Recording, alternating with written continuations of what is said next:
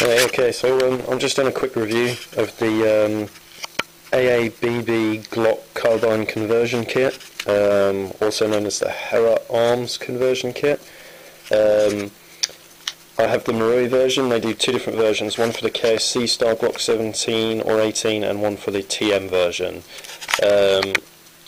At the moment I only have a TM GLOCK 17. I used to have a whole array of mixed KSC Glocks that all magically broke simultaneously, so I sold them off and used the money to get a TM G17, which has been brilliant so far. I am planning on getting an 18C for this and some long mags, so I'll probably do like another review once those parts have arrived. It literally comes in this brown box. Apologies if the lighting's really bad. The only camera I have to use to do this is my bullet cam, which I use for recording my games.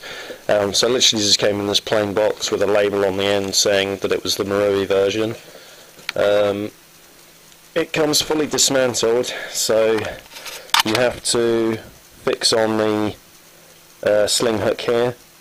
The charging handle, which is advertised as being ambidextrous, is not entirely accurate. You can switch which side it's on. You can see there's just it just takes an Allen screw on one side, so you can unscrew it and pop it onto the other side and screw it back in, but it's not sort of ambidextrous in the field. You will have to reassemble it, depending on whether you want to use it left or right-handed.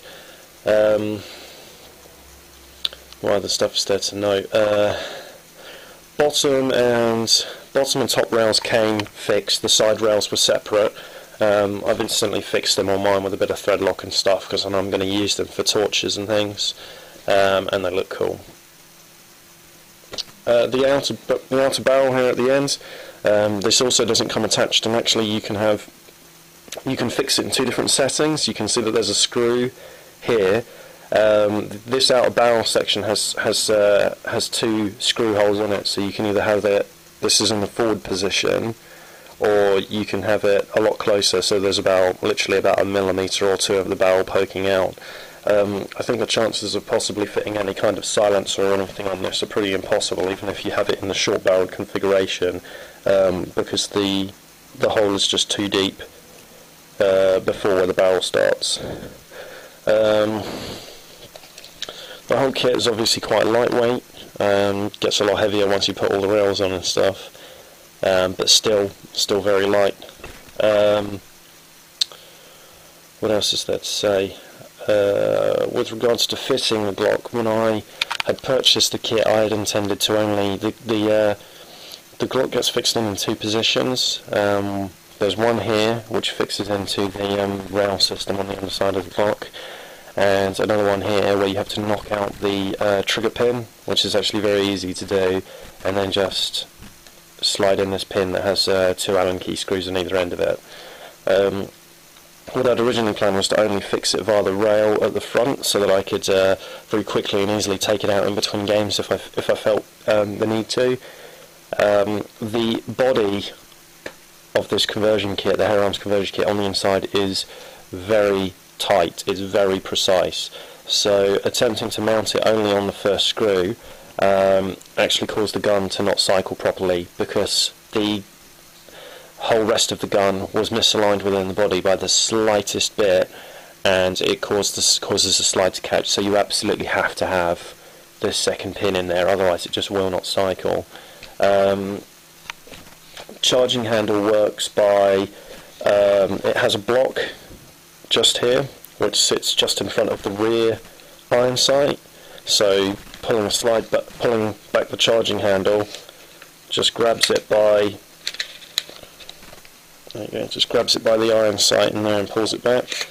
So then if you're obviously my mag in here is empty, so the slide will be locked back. But if you've if you fired off the last round in a mag and the slide